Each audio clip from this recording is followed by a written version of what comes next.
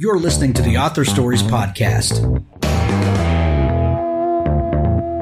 bringing you the story behind the stories and the storytellers. Margaret White, Terry Brooks, Sheena Kamal, Matthew Quick, J.T. Ellison, Walt D. Williams, Brad Thor, Corey Doctorow, Brandon Sanderson, Robin Mott, Ernest Klein, Jim Butcher, Charlene Harris. Visit hankgarner.com for archives of all the shows. Today's guest is Eugene Linden. Well, thanks for tuning in to Author Stories today. We've got a fantastic show for you. Go to hankgarner.com and subscribe to the show. Any way that you download podcasts, you can listen to it there. I'd like to talk about some sponsors before we get started. Scribophile is a respectful online writing workshop and writers community. Writers of all skill levels join to improve each other's work with thoughtful critiques and by sharing their writing experience. We're the writing group to join if you want to find beta readers, get the best feedback around, learn how to get published, and be part of the friendliest and most successful writing workshop online. Improve your writing by receiving detailed critiques, learn from a vast collection of free writing resources, make lifelong friends in our busy community of writers. Writing is a solitary art, but that doesn't mean you have to be lonely. Lucky for you, there are thousands of writers on Scribophile every day, and we're a really friendly bunch. You've never seen a writing group like this one. Join Scribophile today at scribophile.com. For the Words is a unique writing motivator unlike anything I've ever seen. For the Words is an online writing platform which motivates writers of all backgrounds to increase their word count through gamification. Writing can be challenging, especially when you need to consistently produce a high output of words. By injecting a little fun into that routine and using daily rewards to promote a healthy writing habit, For the Words makes it easier to reach those word count goals. We're a community of bloggers, professional authors, college and high school students, research scientists, gamers, and first-time writers from all over the world. Come for the words, stay for the fun. It's forthewords.com. That's the number 4, thewords.com. Writers. The internet is one of the best tools for research and creativity, but it can also be one of the biggest hindrances to productivity, distracting you from doing the seat-in-chair, hand-on-keyboard work. Rescue Time gives you an accurate picture of how you spend your time to help you become more productive every day. Spot inefficiencies in your day and become better at managing your time. Create a goal, like spending less than 1 hour per day on email to help you stay focused. Set an alarm to tell you when you spent more than 2 hours a day on Facebook. Try Rescue Time and use our special discount code for 30% off our Rescue Time premium account by going to rescuetime.com/authorstories. Let us help you rescue your time with Rescue Time. Well, thanks for joining me again for the Author Stories Podcast, where I bring you the story behind the stories and the storytellers. Today, I am super excited to have Eugene Linden on the show with me today. He has a fantastic new book. It is called Deep Past, and it's one of those books that I'll read a chapter and have to stop and think about it, and then the plot and the characters keep me pressing forward. So it's kind of the best of both worlds, and I think you guys are really going to love it. Welcome to the show, Eugene. Delighted to be here. Thank you. Well, thanks for taking time to do this with us today. We begin each show with the same question, and that question is, what is your first memory of wanting to be a writer or storyteller? That's interesting. I think, back in high school, I probably thought about it. And then I went to college, and I thought about it more, and mainly because I couldn't think of anything else to do. But I think I always thought that writing, you can sort of bring together everything. When you go to grad school in one discipline or another, you're kind of siloed. But with writing, you can sort of maraud around in any kind of field. In any event, I studied fiction, writing fiction, creative writing with Robert Penn Warren. I had the privilege of doing that, and thought I would, start off and go in right into fiction right away. And another writer who was somewhat older told me, he said, no, you got to get some life experience before you launch into writing fiction. You actually have to have lived a bit outside of college. And he didn't follow that advice, by the way, but I did. And I thought, well, maybe I'll spend 10 years doing nonfiction journalism, stuff like that, and then get back to fiction. And, of course, 10 years turned into 20, turned into more. But I always planned to get back to writing fiction from nonfiction. Well, let's talk about your nonfiction work. You have been writing for, I guess the better part of 40 years. Yeah, more than that, actually. Shame to say, afraid to say. Tell us, what is the thing that has driven your work? Well, I've been, I guess one dominant question that I've been exploring in all sorts of books and articles is, how is it that this one species has come to dominate the biosphere?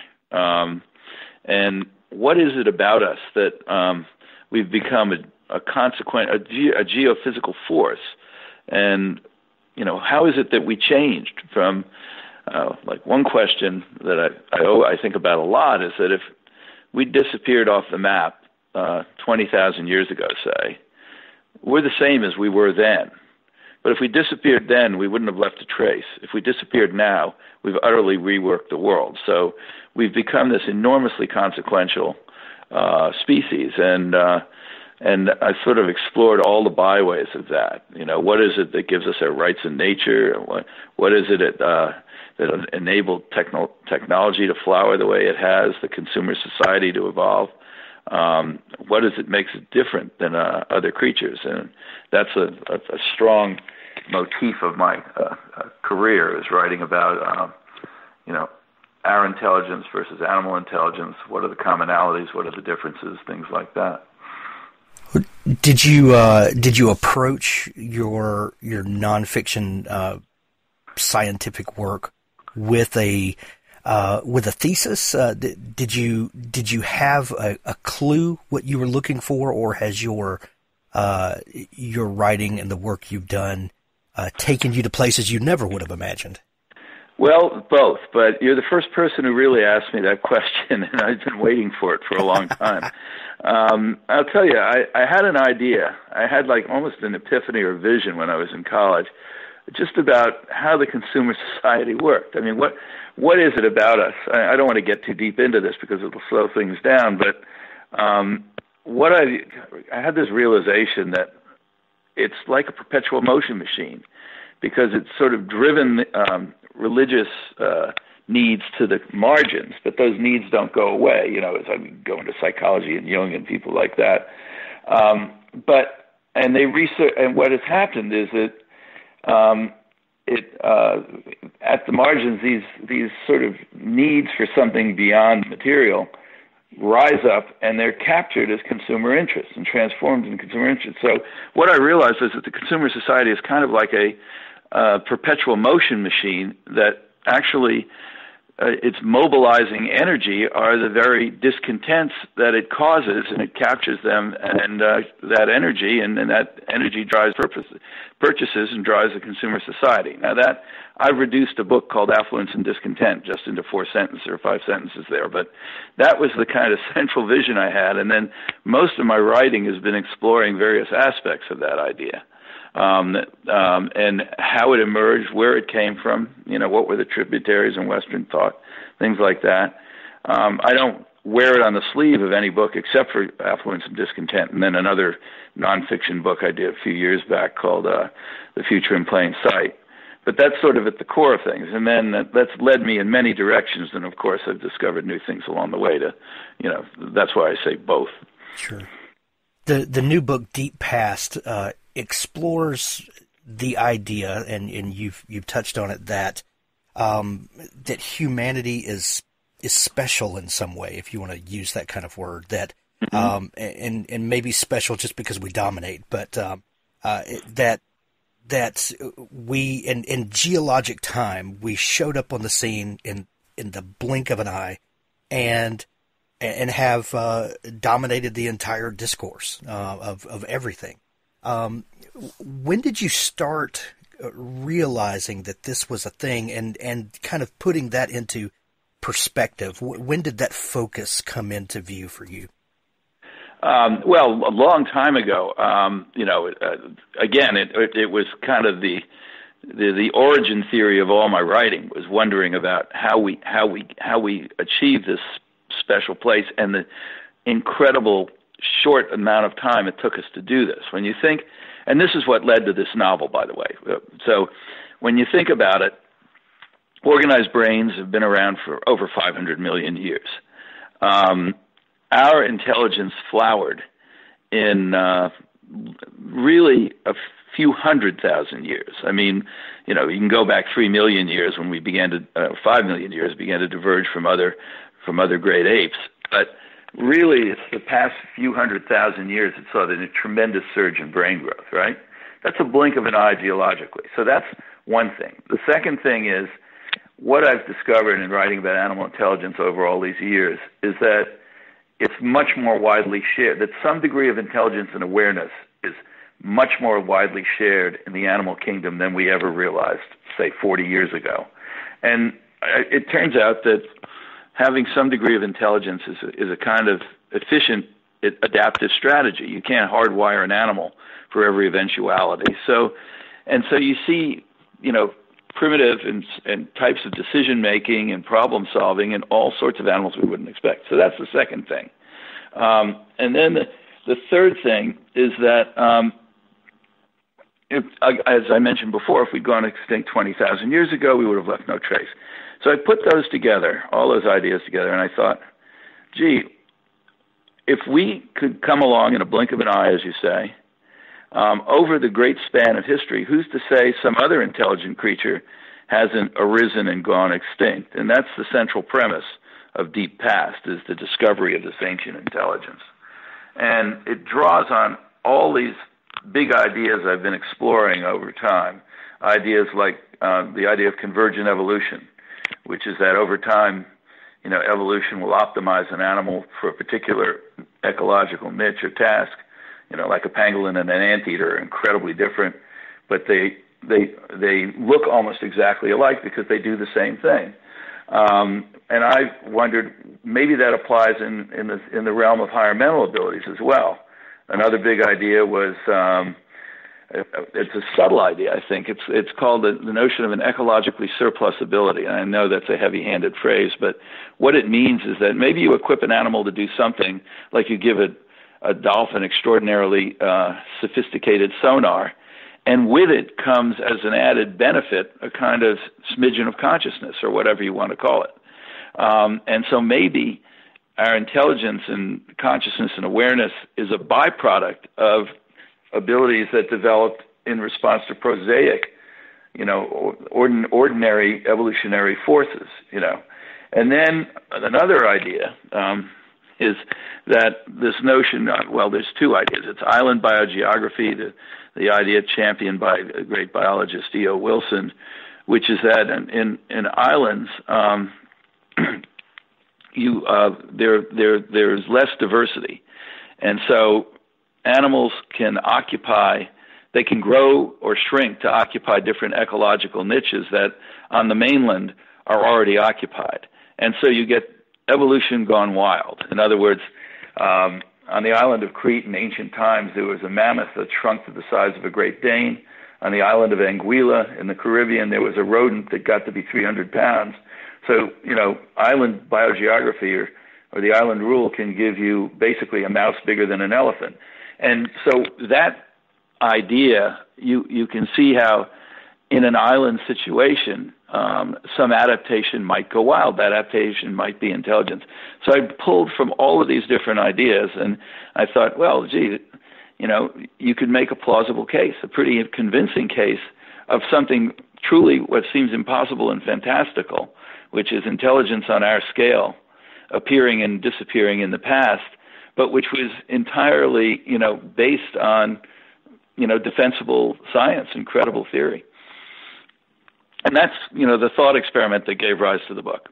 Then I wanted, I just figured that it would be a far more visceral and vivid way to sort of tell this story in fiction rather than in nonfiction, It was easy enough to embed it in a geopolitical thriller context because the find takes place in a very volatile part of the world. Right.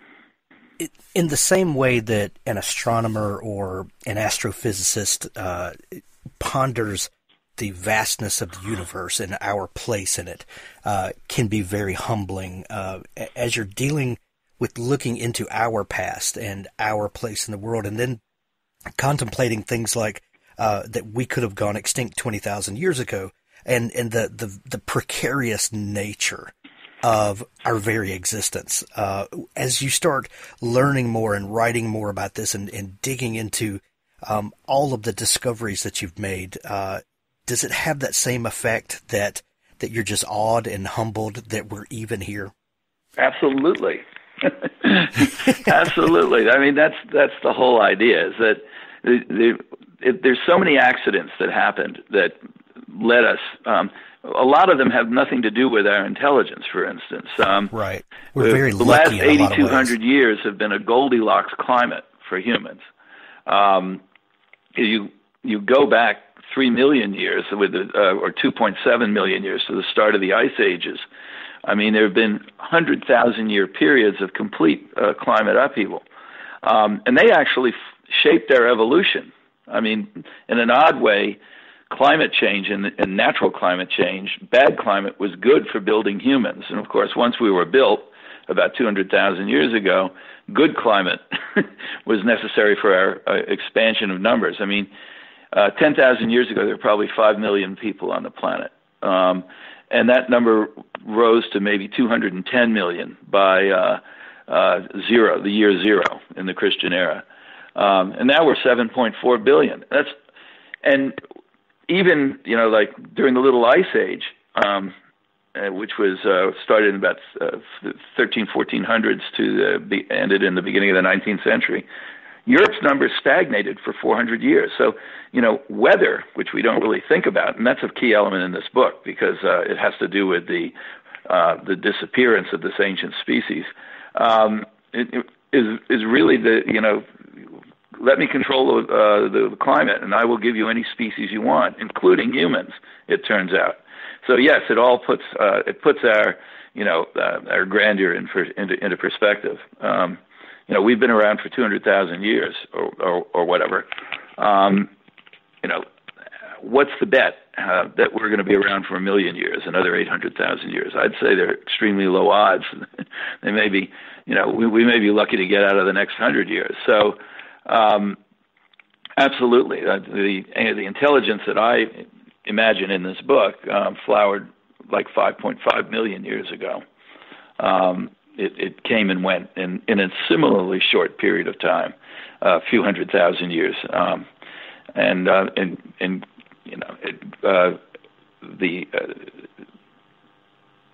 the trace that's found of it is really at first very minimal. So that's what I'm trying to show there, is that over the grand sweep of time, no matter how dominant a species is, it can disappear without a trace. Well, the new book, Deep Past, reads not like science fiction, which in a way it is, not like space opera science fiction like we think a lot of times, but this is based on really sound research and things that we're discovering now, and it really reads like it's torn from today's headlines. What are some recent discoveries or maybe some ideas that have become more mainstream that maybe weren't 20, 30 years ago that allowed this book to feel so prescient at a time like now? Well, I think the main one is that 30 years ago, or I would go back a little further, 40 or 50 years ago, it was almost absurd to think that any other animal besides humans had any intelligence whatsoever, that there was continuity between animal and human intelligence or language. In a period of a couple of generations, what we've seen is evidence has just piled up that a lot of different animals have the capacity for symbolic thinking. A lot of different animals have what we would call consciousness, which would be awareness of others' mental states, for instance, which actually in evolutionary terms gives you a big advantage. I mean, if you can fool somebody else or understand what somebody else is thinking, you've got a leg up. So it is selectively advantageous. So the notion that this is much more widespread in the animal kingdom than we would have imagined 50 years ago. I guess what Planet of the Apes was written 50 years ago or more, probably. But that was fantastical. Yes, there were chimps, and they'd flowered and grown intelligent. But now, I mean, it's much more reasonable to understand that there's some degree of intelligence all around us. Why not? Why wouldn't it be the case that some other intelligence on our experiment, basically an evolutionary experiment, might have come and gone in the deep past? Because it doesn't take that much time to build it. Yes, you need to build a brain, and you have to have certain aspects of it. And I think one of the other interesting things that feeds into this, and this is my own discovery as well, is that I always shared the prejudice that you're the most likely place to look for intelligence is in these big brain creatures like the great apes, whales, elephants, things like that. The octopus is a fantastically interesting creature. Some percentage of his brain, whether it's 40 or 60, is in the tentacles. It's neurons. It's a relative of the clam, and yet it does extraordinary problem-solving things. And actually, there's anecdotal evidence of even showing a sense of humor, for instance. And it's just the least likely creature you could imagine. So if there's some degree of decision-making intelligence in an octopus, which has been around for hundreds of millions of years, you can imagine that all sorts of creatures might have developed or found the right circumstances in which intelligence might have flowered in the past. And I think that's the eye-opening thing, which is that we don't have to have, it doesn't always have to be an ape or a whale or something else to look for intelligence. There are any number of creatures which might have intelligence. So like birds, parrots, and crows don't have large brains because they can't. They gravity, you have to optimize for weight. But they can do very sophisticated things in terms of showing problem-solving abilities, understanding of words, even understanding of syntax. So I think that's the big change that sort of permitted me to do this exploration. Well, and I think those are very great examples that you gave us. The Planet of the Apes, I think, really plays to our prejudices in that we assume that as another creature evolves, that they're going to evolve more like us. Right. It was a planet of apes that had become like us. Right. And we assume that forward progress means becoming like us. And that's not necessarily the truth. And I think the octopus is an excellent example of that.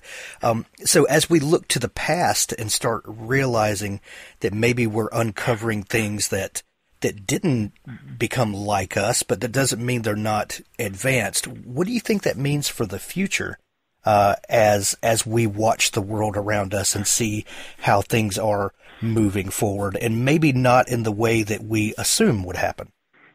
Well, it's a complicated answer, but I go back to that notion of convergent evolution.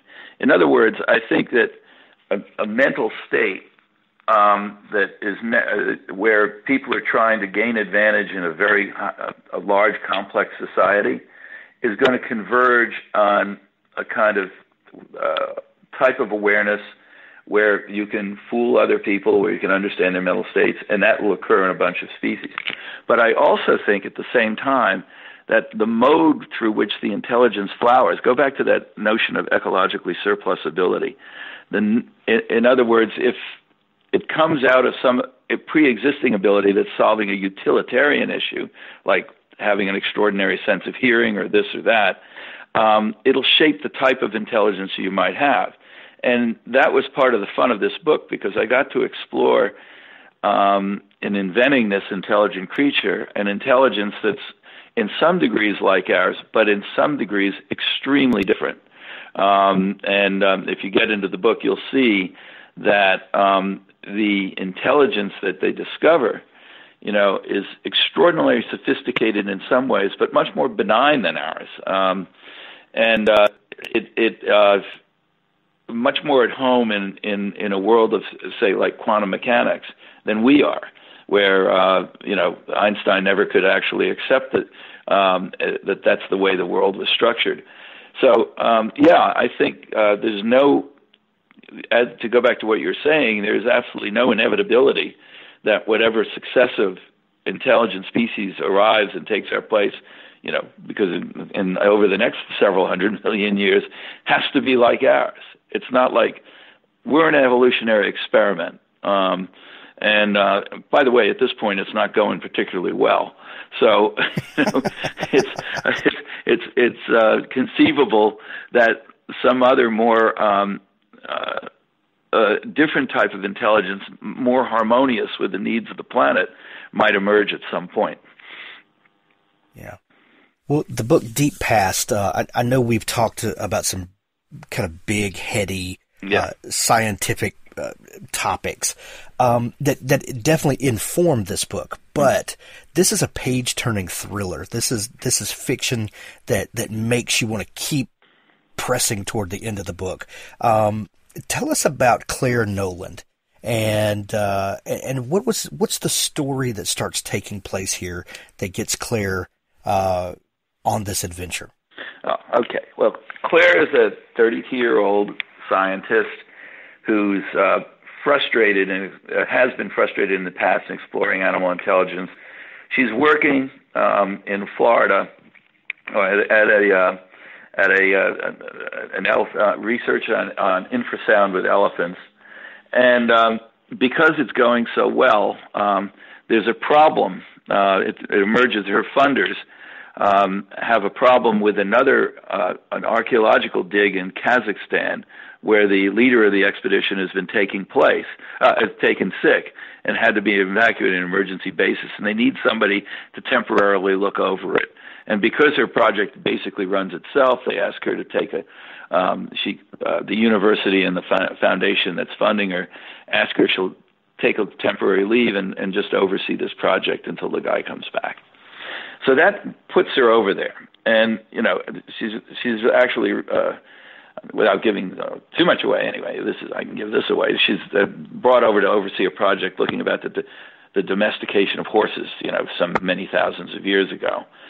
And then there's a giant mining concession near her project, and the head of security comes over with a discovery of his. I won't go into what that was, not of his, but something they found in the most remote part of that concession, and it shocks her.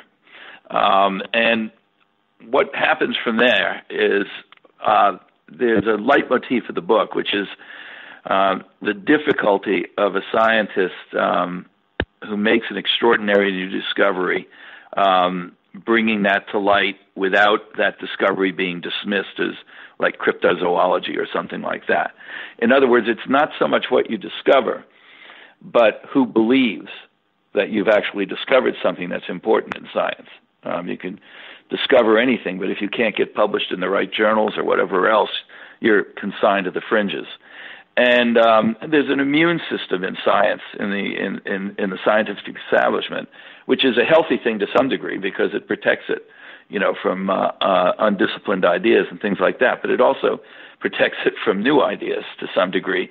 And one of the fun parts of the book are Claire's struggles in trying to get this discovery to the light of the day when basically everything is stacked against her. One, it's an outlier idea.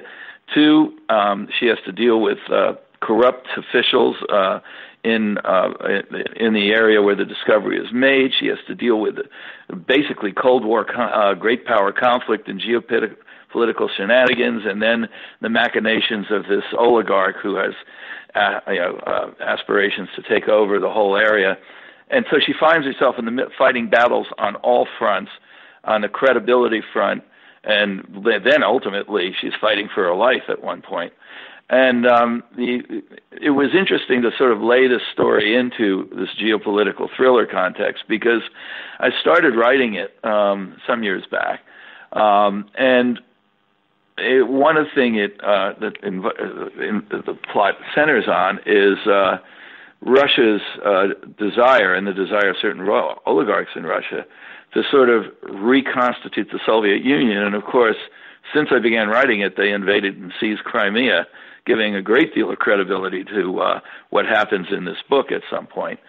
And so all of these, she's sort of navigating all these various minefields throughout the book. But there is one, to get back to this,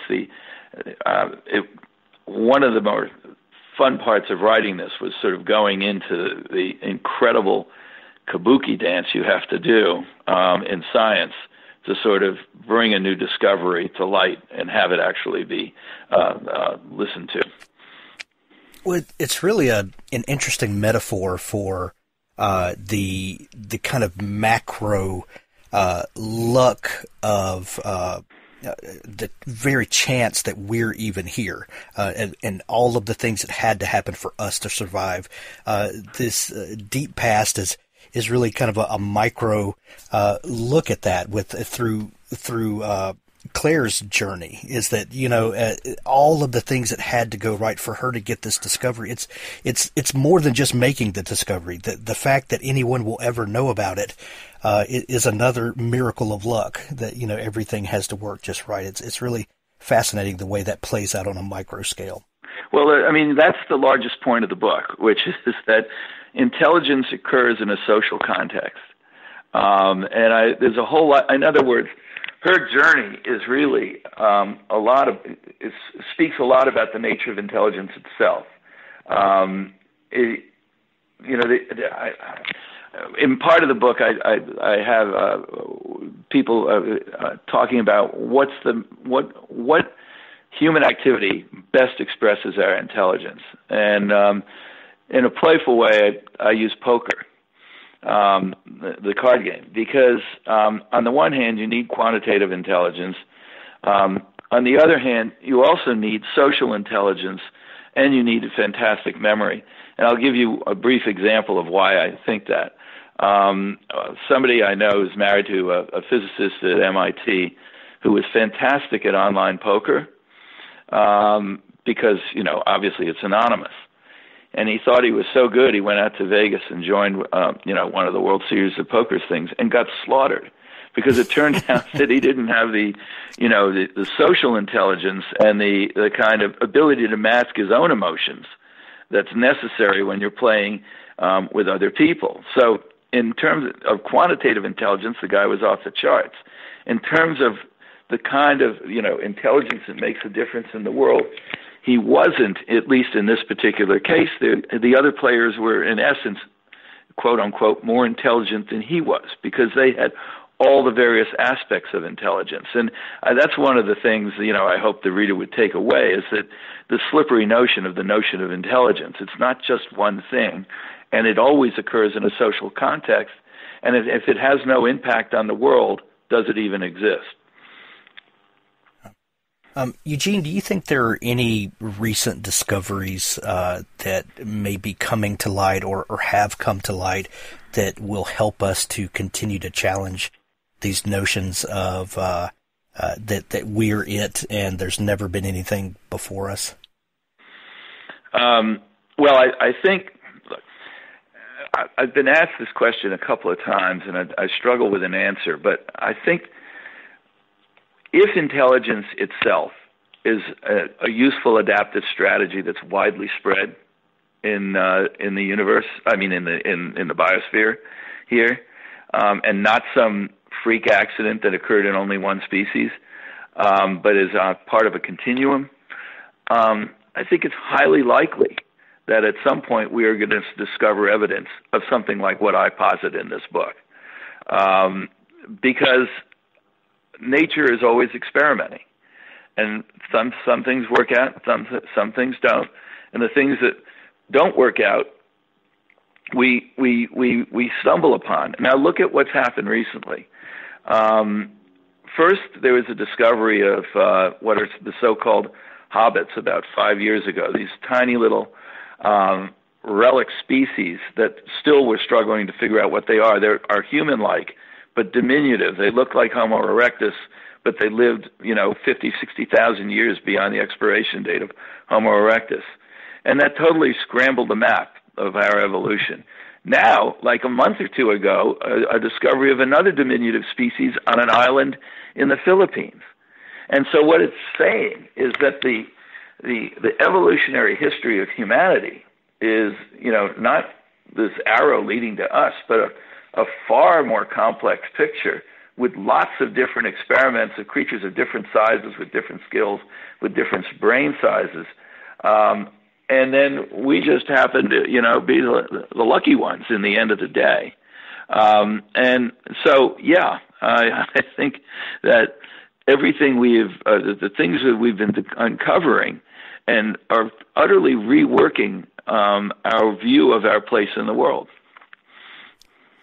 Our human family tree is more like a sprawling bush with right. little shoots. Metaphor, actually. Yeah, all of it. Well, Eugene, I absolutely love the new book, Deep Past. It makes us think in ways that a novel hasn't made me think in quite a while.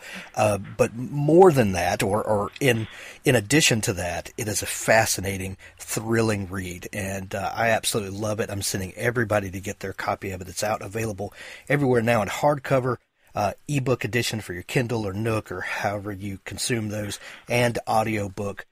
Eugene, if people are just learning about you and want to dig into your massive back catalog and all of the great work that you've done and follow along with news for what's coming up next with you, is there a place they can connect with you online? Yes, EugeneLinden.com. It's pretty easy. Excellent. Well, we're going to send everybody to see you, and we're going to send everybody to pick up their copy of Deep Past. Thanks so much for taking time to come on the show today. Thank you. I enjoyed it very much. Thanks for listening to the Author Stories podcast. For more great author interviews like this one, go to hankgarner.com and dig through the archives. There's something there I know you'll love. Now stay tuned for a special audio clip from Richard Gleaves' The Jason Crane series. He led Jason to a small bistro. The door set tiny bells to chime as they entered. The place shivered with smells. Coffee, hot chocolate, and croissants. "This," he said, extending his arm towards a woman in an apron, "is Jennifer. She makes the best scones and is tragically spoken for." He kissed the woman's hand. She was plump, in her 50s. She had left one curler to dangle at the back of her head this morning. "If it's a tragedy to you, this is the first I've heard of it." She swatted at him with a menu. "Why didn't you speak up 20 years ago, lady killer?" Jason sat. Jennifer put a glass of water in front of him. "And who is this fine gentleman?" "This," said Hedwig, joining, "is my son's great-grandfather's great-great-nephew." "That's a lot of greats. Any great-great-great-whatever of Hedwig is great by me." She giggled at her own wit. "I'll be back for your orders." Hedwig swatted her rear end with a menu as she left. He made small talk about the bistro, the specials, what was good, the Benedict, or not so, the hanger steak. When their orders came, coffee for both, eggs for Jason, a scone for himself, he got down to business. "I met your grandmother about, a year ago. Valerie and I have a mutual interest in old families, particularly old families related to the legend for obvious reasons. Valerie's lived in Tarrytown for years, though her family's up near Boston. Now, don't worry. I don't believe all that nonsense about a headless horseman. Valerie's the superstitious one. But the Van Brunts are definitely the family in Irving's story. Hermanus Van Brunt and his wife Agatha were farmers in the village back in 1780 or so. This was during the Revolution. Hermanus grabbed title to lands left by a Tory family who'd been tarred and feathered and shipped back to Britain. Do you know your history? Sure, Tory, loyal to the king. Benjamin Franklin broke with his own son who was a Tory. Smart boy. Traitors to the cause, and that was serious business. The British marched straight through here during the war, chased George Washington off Manhattan and out to New Jersey. And after they were kicked out again, a lot of Tories were kicked out with them. Anyway, the Van Brunts took over some farmland north of Terrytown. They had a son, Abraham. And, of course, their son Abraham married a wealthy heiress, Katrina Van Tassel. Yes, all that is true. It's public record, just like the legend says. My mother left behind quite a few documents written by Abraham Van Brunt, Brom, in Dutch mostly. He was powerful around here. With Katrina's money, he became the biggest stone merchant in the state. He died in 1850. After him, it's Dylan Van Brunt, his son Joseph, the grandson, then Cornelius, then... Sorry, genealogy is not my thing. No? Why was Eliza doing research on the Van Brunts? She wasn't. She was looking into the Cranes. That's what made us such fast friends. I don't get it. We do go back a ways, your family and mine. More coffee? Jennifer appeared at Jason's elbow. Hedwig nodded, and she poured. Still not getting it, said Jason. But he did. Hedwig turned to the waitress, and Jason knew what he would say. My lady, may I present? He raised his coffee cup, proclaiming, the last descendant of Ichabod Crane.